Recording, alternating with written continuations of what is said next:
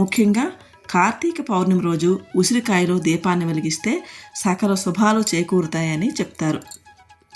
ఉసిరికాయ అంటే లక్ష్మీదేవికి ప్రీతికరం.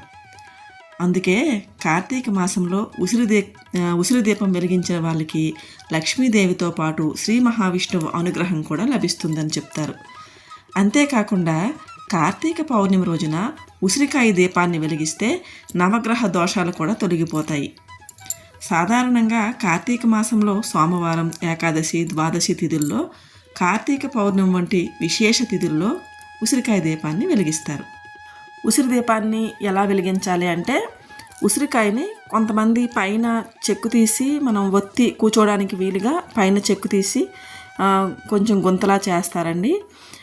కొంతమంది అయితే అలా ఉసిరికాయ పైనే పెట్టేస్తారు.